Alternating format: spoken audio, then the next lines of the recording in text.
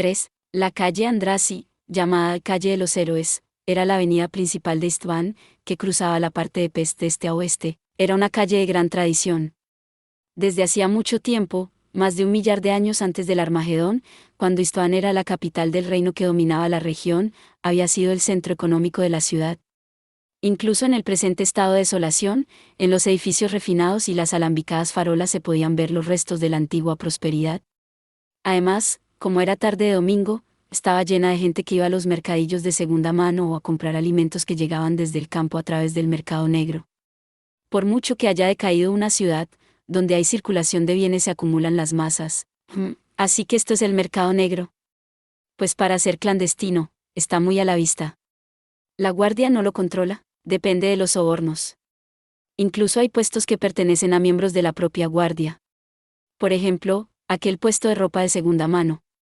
Ahí venden ilegalmente material de la guardia. El trío avanzaba entre la multitud por el borde de la calle, la voz que susurraba pertenecía al joven sacerdote. El de cabellos castaños era un joven muy apuesto. La mitad de los que se cruzaban con él lo examinaban furtivamente al pasar, la otra mitad se giraba a propósito después. Pero si vamos a la catedral, no hace falta pasar por esta calle. ¿Verdad, Dietrich? Susurró la figura que acompañaba al sacerdote, como si la monja de gafas redondas estuviera hablando de un tema peligroso. ¿No sería más seguro ir por una calle menos transitada? Está claro que destacamos, sobre todo yo. La monja de las gafas con cara de vergüenza mientras se metía el cabello plateado dentro de la cofia. Era una mujer muy alta. Mediría quizá 1,90 m. Moviendo la cabeza lastimosamente, siguió quejándose a la pequeña monja que caminaba a su lado y cuyo tamaño contrastaba con el suyo. ¡Ey! Quiero volver deprisa a Roma. ¿Cómo he acabado con esta facha? Por mucho que os quejéis, no arreglaréis nada. La guardia conoce vuestro aspecto, hermana Belina. Aunque no por eso resulta menos sospechoso que vayamos a la catedral de Paisano. La monja menuda, Esther, reprendió al sacerdote por su intranquilidad con voz susurrante. Sin embargo, pese a la seriedad de su tono, se le veía en la cara que tenía que hacer grandes esfuerzos por no romper a reír. Os sienta muy bien el hábito, jiji. ¿Cómo que jiji? CHSSS. Silencio. Un grupo de soldados de patrulla venía caminando justo en su dirección. Marchaban con el arma al hombro y la cabeza echada hacia atrás. Las monjas tensaron el rostro precipitadamente, y los soldados pasaron por su lado sin apenas reparar en ellas. Después de comprobar que no ocurría nada, el trío giró rápidamente en una esquina. «Ide con cuidado, hermana Belina». Abel se giró para responderle al susurro travieso de Esther, pero entonces Dietrich gritó con voz contenida. «Ahí está la catedral». El trío apretó el paso en dirección a las torres que se elevaban contra el cielo azul. Sin descuidar las precauciones, atravesaron la puerta afectando un paso natural. «Ilustrísima, Esther». Habían llegado a la hora de limpiar el jardín. Al ver la cara de Esther, se iluminaron los rostros del obispo Vités y las monjas, que por un momento dejaron de barrer con sus escobas. «¿Qué te ha pasado? Como has desaparecido de golpe durante la noche, ¿nos tenías preocupados?». El obispo abrazó con alegría sincera a Esther, pero al levantar la vista, su rostro se crispó como si hubiera visto un animal extraño. «¿Ese no es del padre Nitroad? Ah, buenas». Al ver el aspecto de Abel, que movía la cabeza con una expresión que parecía una pintura abstracta, cabe suponer el tipo de pensamientos que asaltaron al obispo. Sin embargo, dando un paso hacia atrás como para proteger a Esther de la sospechosa hermana, dijo con tono serio: «Sea como sea, entrad y contadme qué ha ocurrido». Después de oír la confesión y las advertencias de Esther, la cara del obispo Vités permaneció serena. Ladeando un poco la cabeza, tomó unos sorbos de la taza de té. «Entonces, Esther, ¿qué propones que hagamos?». «Evacuar a todo el personal de la ciudad. Y hacerlo inmediatamente». «¿El marqués de Hangueria ha atacado al padre Nitroad?», que es un miembro del clero. Además, según el padre, odia profundamente a la iglesia. Está claro que su próximo objetivo será la catedral, claro. Pero, hasta ahora, el vampiro ha evitado poner las manos sobre esta iglesia. ¿Por qué se habrá producido un cambio tan repentino? Eso no lo sabemos. Pero está claro que la situación ha cambiado. Este ya no es un lugar seguro. La expresión de Esther era ahora más seria que cuando había confesado que formaba parte de los partisanos. «Mañana por la mañana sale una caravana en dirección a Viena. Su ilustrísima puede ir con ellos». «Ya hemos hablado con los mercaderes de la caravana». «Bueno, pero vosotros, ¿qué haréis?». «El padre Nitroad os acompañará para salir de la ciudad». No intentes despistarme, Esther, volvió a preguntar la obispo con voz serena, pero con tono de no tolerar más rodeos. Lo que estoy preguntando es que ¿qué harás tú? Saldrás de la ciudad con nosotros. ¿Verdad? Yo pensaba quedarme. Es que todos se quedan aquí. No puedo huir yo sola precisamente ahora. La voz de Esther tembló un poco, pero por la manera como tensó los músculos de la espalda era evidente que había tomado una decisión. Al obispo, que había estado con ella durante 17 años como una hermana mayor, como una madre, ya no le quedaba decir nada más. Abel la sentía a su lado con ritmo acompasado. De acuerdo. Haremos caso a tus consejos, pero prométeme una cosa, dijo el obispo, mordiéndose los labios mientras miraba fijamente los ojos lapislázuli y posaba la mano sobre la cofia de Esther. No te arriesgues más de lo que sea necesario. Una vez que haya acabado todo, quiero volver a verte sana y salva. ¿Me lo prometes? Sí, su ilustrísima, asintió Esther profundamente, e hizo la señal de la cruz como prometiéndolo en nombre del Señor. Seguro, si me permitís. Lamento interrumpiros, pero deberíamos empezar a prepararnos para el viaje. Con una risa alegre, la obispo Vité se volvió hacia Abel. Hermana Abelina, por favor, dejad de llamarme así. De acuerdo, padre Nigroat, pues. ¿Nos acompañaréis, no? Ya me gustaría poner pies en polvorosa lo antes posible, suspiró profundamente Abel, encogiendo los hombros bajo el hábito de monja. Pero tengo una deuda con los partisanos. Yo también me quedaré. ¿Qué decís, padre? Esther miró, sorprendida, la cara de Abel. No acababa de creerse que alguien como él hubiera dicho eso. Es peligroso. Debéis marcharos con el obispo. Esta noche Dietrich y tú os habéis puesto en peligro para salvarme. Siguió el sacerdote con tranquilidad, en su tono despreocupado de siempre. Os lo debo todo, y como soy pobre, no me gusta tener deudas. Pero, padre, debía hacer cambiar de idea al sacerdote, que se mostraba más inflexible de lo habitual. Esther lanzó una mirada a Dietrich, como pidiéndole apoyo, pero entonces, ilustrísima. Cielos. Ilustrísima. Alguien golpeaba la puerta violentamente. Antes de que el obispo Vité se hubiera puesto de pie, las puertas cedieron y una figura cayó rodando dentro. ¿Qué ocurre, hermano Vela? Era un monje de mediana edad que empezaba a mostrar signos de calvicie. Con voz jadeante, se dirigió al obispo, que se había olvidado de recriminarle su mala educación. La guardia. Antes de que el monje hubiera acabado la frase, se empezó a oír un alboroto en el pasillo. El ruido inconfundible de las botas militares se sumaba al de los gritos desgarradores y la rotura de los cristales. Los sacerdotes que intentaban detenerlos eran golpeados. Se oían gritos ahogados. Buscamos a uno de los terroristas que han cometido el sabotaje de Berigi, el padre Abel Nitroat. Está destinado a esta iglesia. Entre el estruendo se oyó extrañamente una voz monótona y desprovista de modulación. Hemos recibido informes de que se ha refugiado aquí y por eso venimos a buscarlo. Rogamos que colaboréis. Si no lo hacéis, os consideraremos saboteadores y os liquidaremos. Es la guardia. Llegaban en el peor momento posible. Observando el pasillo por el agujero del cerrojo, a Esther le rechinaron los dientes. Los uniformes azul oscuro llenaban el espacio.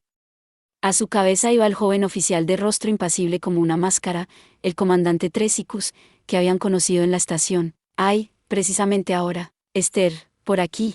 La obispo Vité se levantó con una rapidez que contrastaba con su habitual comportamiento pausado y señaló hacia la estantería que cubría la pared. En uno de los extremos había una antigua Biblia, encuadernada en piel. Al apretar el lomo, que era ancho como una mano, la estantería se desplazó lateralmente con un ruido sordo. En la pared había quedado al descubierto un agujero estrecho por el que apenas podía pasar una persona y que conducía a una escalera empinada que se perdía en la oscuridad. La instaló el anterior obispo. Deprisa. Pero, ¿y su ilustrísima? Le preguntó Esther con voz lastimera a su superiora, que la empujaba por la espalda. La obispo Vités movió la cabeza con resolución. No puedo ir yo sola precisamente ahora, como tú misma has dicho. Soy responsable de la vida de 30 religiosos, y aquí me quedo. No, quizá por la proximidad de los soldados, la obispo bajó la voz, aunque sus palabras sonaron duras como el acero. Tú debes cumplir con tus obligaciones. Padre Nitroat, cuida por favor de esta niña. En los ojos del padre Nitroat, que miraba, pálido, el rostro hermoso del obispo Vités, brilló por un momento una luz, como si fuera a decir algo. Sin embargo, tomó rápidamente la mano de Esther y la trajo hacia el pasadizo. Vamos, Esther, su ilustrísima. Incluso mientras Abel estiraba de la manga, Esther seguía mirando con cara de desesperación a aquella que la había criado. No había duda de que el alboroto se iba acercando a las puertas de la sala. La muchacha se dio la vuelta con rapidez. Cueste lo que cueste, volveré a salvaros. Bajaron corriendo por las escaleras hacia la oscuridad. Rodeados de sombra, solo podían confiar en la pequeña linterna que llevaba Dietrich, que iba en cabeza.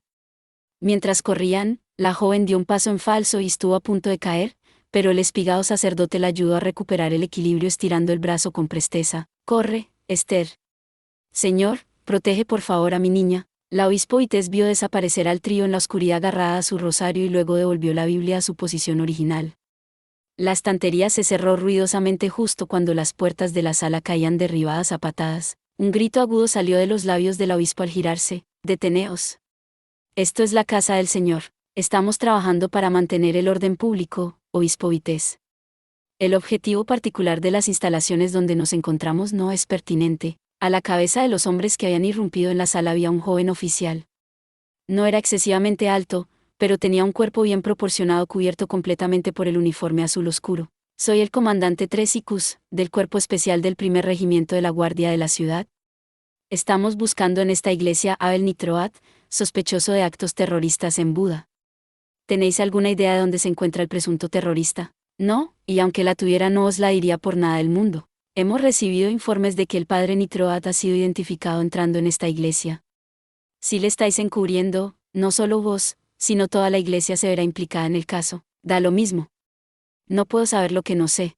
Los brazos de Icus desaparecieron un instante como si se tratara de un espejismo y reaparecieron seguidamente sosteniendo una gigantesca pistola de 2 cañones. «Os lo preguntaré otra vez, Jericho M13 Aizirae».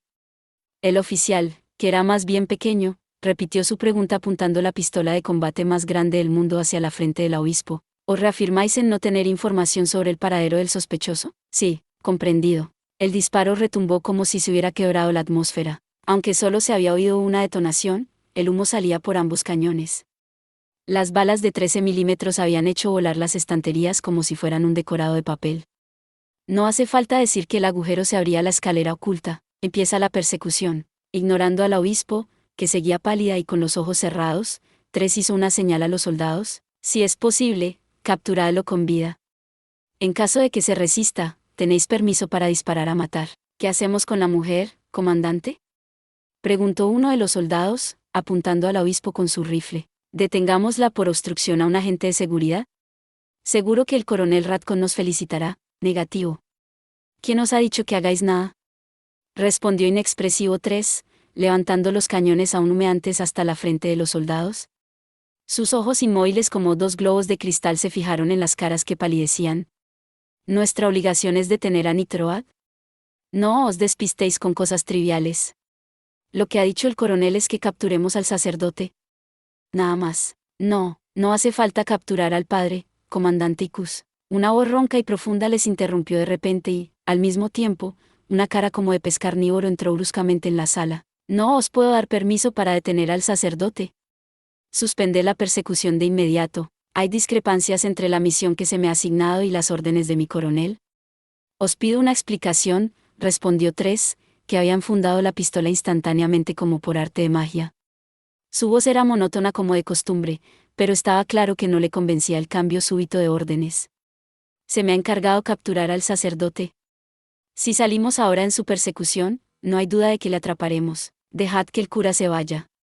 «Esas son las órdenes del marqués». «¿Órdenes del marqués? Parece que Nitroa es una pieza importante». «Dejadlo de momento». Más bien, ignorando a Icus, que se había quedado callado ante las órdenes, Radcon se giró en dirección al obispo Vites. Mirándole con lujuria las caderas sin pudor alguno, escupió un aliento que apestaba a nicotina. «Laura Vites, estás detenida por obstrucción a un agente de seguridad y sospecha de complicidad en la huida de Nitroat. Comandante Icus, detened a todo el personal eclesiástico que se encuentre dentro de la iglesia y llevadlo a la oficina central de la guardia. Quemad la iglesia después». «Eso es todo», mensaje del coronel Radcon. Completada la represión en la catedral de San Matías, la voz mecánica del autómata no llegó a los oídos del dueño de la vasta habitación. Al otro lado de la ventana, equipada con cristal antirrayos ultravioleta, se podía ver la parte de peste en la otra ribera. Observando la delgada columna de humo que se levantaba de entre los apretados bloques de edificios, el marqués Gyula murmuró para sí: «Por fin, hemos empezado». ¿Cuánto tiempo había pasado desde que había perdido a su esposa? ¿50 años? ¿O eran 100? Incluso para los 300 años de vida media de Uma Susla, 100 años de soledad eran mucho tiempo. Sentía hambre en el corazón. Allí donde debería haber su objeto más querido se abría un enorme agujero. Era un hambre que no podría satisfacer por toda la eternidad. Por mucho que bebiera sangre y buscara venganza, lo que más quería no iba a volver jamás. Sin embargo, no por eso iba el marqués a abandonar la venganza. La venganza no produce nada, vaya frase más estúpida. Probablemente la había inventado algún idiota que nunca había amado. ¿Quién espera obtener algo de su venganza? Cualquier vengador sabe perfectamente que su ser querido no volverá. Teñirse las manos de sangre solo sirve para demostrar una vez más el amor hacia esa persona mediante los gritos y el terror de la venganza. Señor, el equipo de transmisión está a punto. Ante la voz mecánica que le llamaba de nuevo, el marqués Gyula volvió finalmente en sí desde sus recuerdos inconexos. Los autómatas habían preparado el equipo en la sala y estaba listo para transportar en las ondas las palabras de su amo. ¿Empezamos? El marqués se giró por última vez hacia la pared. La sonrisa de la mujer del cuadro tenía un aire extrañamente triste. Esther. ¿Estás bien, señor Ignaz? Reunida todo el mundo. Gritó Esther sin respiración ante el hombre que acababa de abrirles la puerta del sótano. Es una emergencia. ¿La guardia ha atacado la catedral? Ya lo sé. ¿Lo acaban de decir por la radio? Por eso estaba preocupado por ti. ¿Por la radio? Preguntó Esther. Frunciendo el ceño, extrañada, Ignaz señaló una mesa rodeada de gente con el rostro tenso. Estaban escuchando las palabras apagadas de un transistor. Nuestro, determinado que se trata de acciones sistemáticas de destrucción organizadas por el Vaticano, que es de Hangeria, testigo de un sacerdote, Abel Nitroat, que la habitación subterránea estaba tranquila, pero el volumen de la radio era muy bajo y con el ruido de las interferencias era difícil oír bien lo que se decía. Uy, han dicho mi nombre. No se oye muy bien. Alguien subió el volumen en respuesta al comentario de Esther. Al principio, la voz que salía por el altavoz parecía limitarse a recitar las palabras en tono calmado, pero cuando reparó en ella conscientemente, las cejas de Esther se levantaron con fuerza. Repito. Soy Gyula Kadar, jefe del ejecutivo de Istvan, marqués de Hangeria. Esta es una proclamación para todos los oyentes. Todos los terrenos de Istvan son propiedad del marqués de Hangeria. Por ello, a partir de hoy mismo, declaro toda la ciudad de Istvan bajo mi control directo. Para evitar disturbios inútiles que pueda conllevar esta medida, clausuraré el Consejo Municipal y los tribunales. En su lugar, declaro la ley marcial indefinida en todo el territorio. No, no puede ser. Que ellos actúen abiertamente, precisamente ahora. Tranquila, Esther. ¿Todavía sigue hablando? De todos modos, el enemigo ya nos ha tomado la delantera. Una voz serena animó a Esther, que gemía como si estuviera a punto de desmayarse. Al levantar la vista, vio que el espigado sacerdote se ajustaba al puente de las gafas con una expresión extrañamente seria. Como había señalado Abel con voz casi fría, después de una breve pausa, la radio escupió las palabras decisivas. Hemos comprobado que el culpable de la serie de sabotajes ocurridos desde ayer en la ciudad es el capellán de la Catedral de San Matías, el padre Nitroat. Por lo tanto, además de iniciar acciones de resistencia contra el Vaticano, que ha sido quien ha ordenado esos sabotajes, la catedral quedará clausurada indefinidamente y todo el personal eclesiástico será detenido. ¿Qué se supone que quiere decir eso? ¿Clausurar la catedral? ¿Detener al personal eclesiástico? Murmurando con estupefacción, Esther se dio cuenta de lo que significaban las declaraciones de la radio. Pero era incapaz de creerlo. Ellos declaraban abiertamente que dominaban la ciudad, cerraban la iglesia, detenían a los eclesiásticos, acusaban a Roma de organizar una serie de ataques terroristas. En definitiva, no puede ser, es imposible. La voz que temblaba ligeramente era la de Dietrich, pero entonces en los oídos de todos, como si viniera de otro planeta, resonó una nueva voz. Increíble. Los vampiros quieren provocar un conflicto con el Vaticano. Dios mío. ¿Qué significa todo esto? De entre los labios de la hermosa mujer envuelta en ropajes escarlata, la cardenal Caterina Sforza, se escapó una voz ronca. Sobre la mesa flotaba un mapa de la frontera oriental, lleno de luces rojas y blancas que representaban las fuerzas del Vaticano y de Istvan, y que parpadeaban sin parar. La división de infantería acorazada Caballeros de San Estefano ha sido atacada por vehículos blindados de la Guardia de Istvan. Permiso para responder. Se han interrumpido las transmisiones de los globos de patrulla del sector 4. Hay señales de que han sido abatidos. Mensaje del avión acorazado Ramiel en misión de patrulla. Menor que detectado objeto volador no identificado penetrando en nuestro espacio aéreo en coordenadas 209/037. Identificado como el dirigible de combate Sarkani de la flota militar de la Guardia de István. No responde a peticiones de comunicación. Pedimos instrucciones. Pedimos instrucciones, mayor que fin del mensaje, imbéciles. Esos vampiros de István, ¿creen que pueden enfrentarse militarmente al Vaticano? Entre las llamadas de alarma de los oficiales, se apreció la voz bronca de Francesco.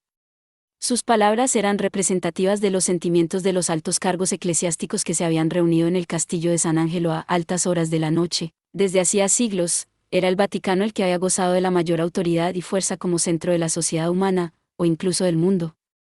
Últimamente, era notable el crecimiento de las fuerzas de los estados seculares, pero hasta entonces nadie se había atrevido a lanzar un desafío frontal a Roma. No eran más que una ciudad libre fronteriza. ¿Qué locura les había poseído? ¿Acaso creían que podrían salirse con la suya proclamando el dominio de los Masuslas sobre los tiranos? ¿De qué fuerzas dispone el enemigo? 2 o 3 regimientos de infantería convencional, unos 2 o 3 mil hombres. Un batallón mecanizado de coches blindados y carros de combate adquiridos en el reino germánico y una compañía mixta de infantería blindada con armaduras y soldados mecanizados también fabricados en el reino germánico. Además están sus fuerzas aéreas, un destructor, 2 fragatas. Si hablamos de un enemigo de esas dimensiones, la Guardia Fronteriza puede responder adecuadamente. No es necesario enviar refuerzos. O sea que esos miserables vampiros de István se han sentido contra la espada y la pared, y se han lanzado a la desesperada. En los susurros que intercambiaban los cardenales se apreciaban más risas forzadas y perplejidad que nervios. Entre ellos se levantó un hombre con un rugido fiero y penetrante. Entonces, es una ocasión ideal. Francesco golpeó con fuerza la mesa, y sus ojos destellaban como un sable. Que sean ellos quienes nos provoquen nos viene como anillo al dedo. Así tenemos el pretexto para una invasión armada. Enviemos caballeros y aviones que están en alerta, y en 3 días los habremos liquidado. Escuchando las voces que aprobaban la propuesta de su medio hermano, Caterina era la única que permanecía en silencio. Se mirara por donde se mirara, la oportunidad era demasiado buena. Era como si buscaran precisamente ofrecer al Vaticano una razón justificada para mover sus fuerzas. Aunque el desafío fuera así de directo, Caterina era partidaria de la prudencia, pero probablemente ya no era posible oponerse al envío de tropas. Si intentaba llamar a la cautela ahora, los halcones la criticarían sin piedad. ¿Estará esperando el marqués de Hungría el apoyo del imperio? No, eso era imposible. Sin duda, el imperio del Este era la mayor amenaza para la humanidad en aquel momento, pero hacía siglos que evitaban combatir con los humanos. No tenía sentido que lucharan frontalmente contra el Vaticano por una simple ciudad fronteriza. No quedaba más que una posibilidad. Los agentes infiltrados habían dicho que el marqués tenía un as en la manga, la estrella de la desolación. Si hubiera sabido que las cosas iban a ir así, habría ordenado que la destruyeran antes. Aún no estaba claro de qué tipo de arma se trataba, pero era evidente que poseía la influencia suficiente como para llevar al marqués a decidirse a romper las hostilidades. Era demasiado peligrosa para dejarlo así sin más.